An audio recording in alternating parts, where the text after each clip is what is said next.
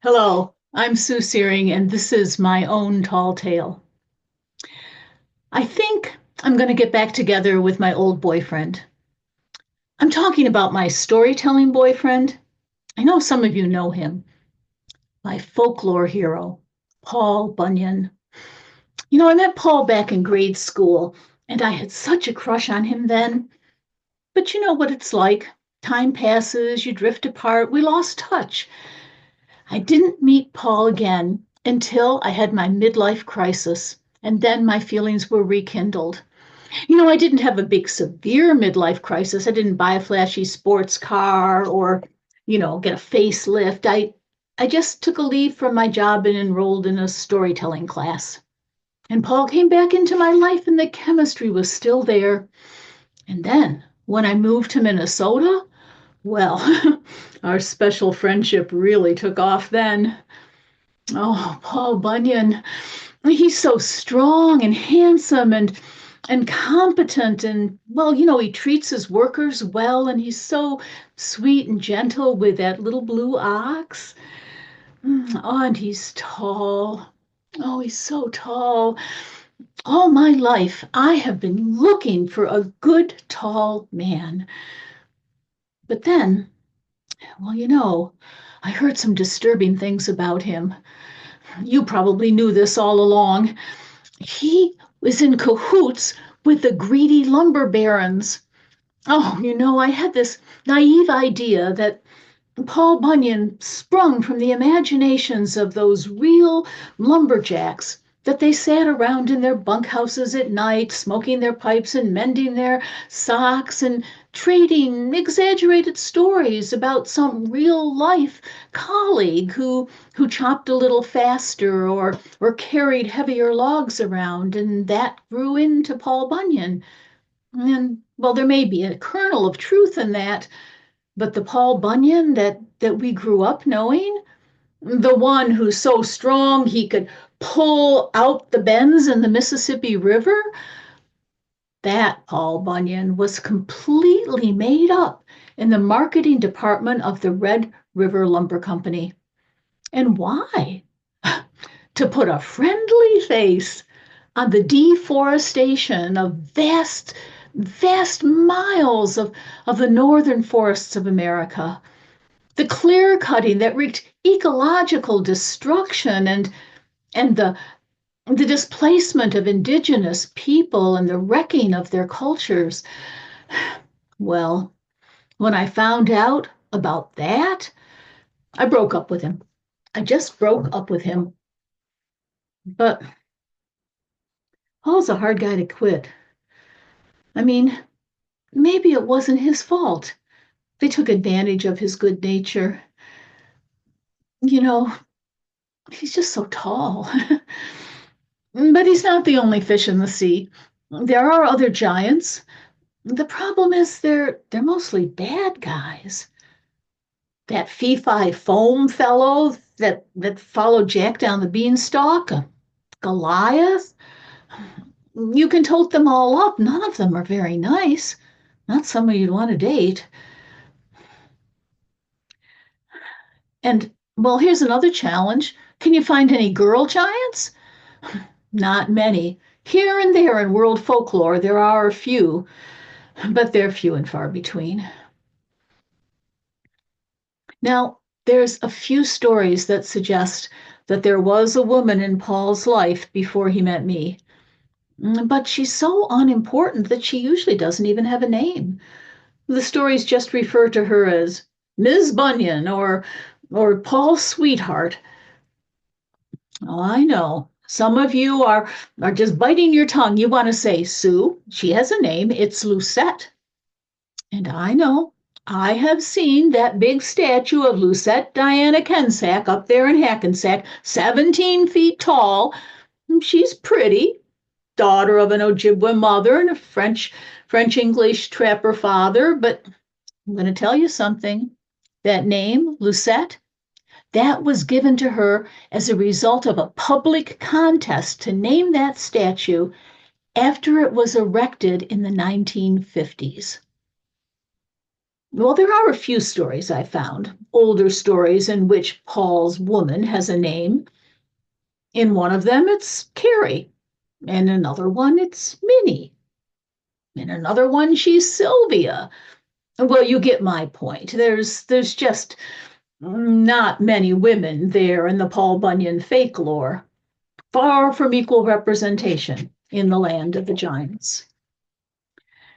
Now, you may also be wondering, why is Sue so obsessed and fascinated by giants? And if we weren't on this screen, you could tell, because I, for a woman of my generation, am quite tall. I'm 5'9" now, but I used to be 5'10". I'm shrinking. I just dread going to the doctor's office. And, you know, most women, I think my age, they dread the scales, but it's the height measurement that I don't like. I straighten my spine as much as I can. I envision my head reaching toward the ceiling. If the nurse wasn't looking, I would be up on tiptoes, but nothing helps. Every visit, I've lost another fraction of an inch. I try to take some comfort in the fact that even at 5'9", I'm still taller than the average American woman. That's 5'4", but I hit 5'4" when I was in junior high. Well, at this point in my life, with the wisdom and the perspective that comes in one's golden years, I can say that being tall has been a mixed blessing. But when I was a kid, I hated it. Absolutely hated it. In the school pictures, I was always in the very back row. When we lined up by height to go out to recess, I was always at the far end of the line. From kindergarten through my senior year, I was usually the tallest girl in my class and often taller than most of the boys. Now, here's just one example of what I had to deal with. I went with my friends on a Saturday afternoon to see the matinee at the Palace Theater downtown. I think it might have been The Nutty Professor. Anyway, we got in line. We one by one we made our way up to the window and gave the ticket taker a quarter to get our child's ticket.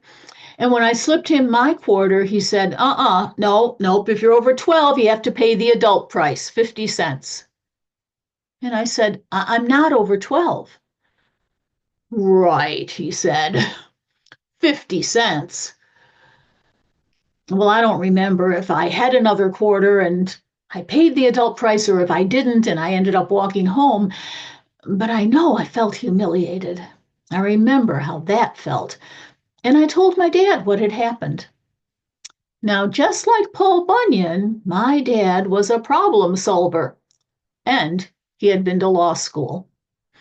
So he drove me down to the county courthouse and got me a certified, notarized copy of my birth certificate. And the next time my friends and I went to see a matinee at the Palace Theater, and I tried to buy a child's ticket, and the man said, 50 cents for adults, sweetie. I pulled that folded piece of paper out of my pocket, held it up to the window, and said, Sir, this is a certified notarized copy of my birth certificate, and you will see that I was born on August 5th, 1950, and I am 11 years old. He was appropriately dumbfounded, and I got in on child's price. But isn't it ridiculous that an 11-year-old girl would have to act like a nerdy adult and produce a legal document just to see a movie with her friends?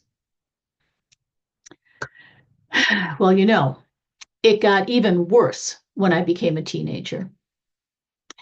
I felt awkward and clumsy and uncoordinated in my body, which disappointed gym teacher after gym teacher who took one look at me and thought I was going to be the next center on their basketball team. I was never chosen for the female lead in the school play because I was always taller than any of the leading men. If I was lucky, I got a part as the maiden aunt. And dating, well, dating just didn't happen. Desirable girls back in the 60s, they were cute, and cute meant petite. I would never be either petite or cute. That was an impossible dream for me. I did my best to disguise and minimize my height. I slouched. I slouched terribly. I stood with my knees just a little bit bent. I read a magazine article somewhere with a title like Tips for Dating a Shorter Man, and I followed its advice to the letter. One thing I remember was if you're standing with your date at the curb, always step off the curb into the street. So you'll be just that much shorter than he. I did that once in New York City with some guy, and he yanked me back and said, "What's wrong with you? Do you have a death wish?" Oh, and fashion. Oh, ugh. I couldn't ever buy clothes that fit. Of course, I never wore anything with vertical stripes, and mostly I had to sew my own clothes to get them to fit. Fortunately, my mother had taught me how to sew my own clothes, and I bought Simplicity and Butterick patterns, and then I added 2 or 3 inches to the lengths of the pants. And of course, I only wore flat-heeled shoes. I wore gold or silver toned flat Mary Janes to my senior prom. But my attitude toward my height did finally turn around. And when it did, and when I finally embraced my height, it was all about the shoes. In my 20s, I became enamored of the women's liberation movement. And for the next decade, I read everything I could get my hands on about patriarchal constraints on women's lives, on their roles and their appearance. And then suddenly, in my mid 30s, completely unpredictably and unplanned, one afternoon I walked into a shoe store and I bought a pair of high heels. They were not really high heels. They were maybe 2.5 inches at most. Nice plain black pumps, suitable professional shoes for work. And this was at a time when all my feminist friends were ditching their high heels in the dumpster and wearing Birkenstocks to the office. But when I strode down the street in those high heels, I felt a freedom and a confidence I had never felt before. I claimed my height. And now I'm shrinking. And it scares me to think that I'm going to lose this part of my identity that's been with me ever since I can remember. I looked at my mother-in-law, who died last year at the age of 99. And at the end of her life, she was so tiny, short and bent over. And the nurse at her assisted living residence said, "Oh, she's just a little peanut." And the staff said, "Oh, she is the cutest little thing."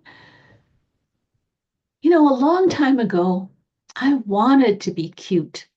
I wanted to be petite, but I don't want that now. I don't want to be a little peanut. I want to be tall. So that's why I keep thinking about getting back together with Paul. It's height by association, stature by proxy.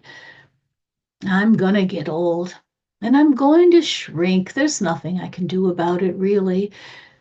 But Paul is always going to stand mighty and tall. Thank you.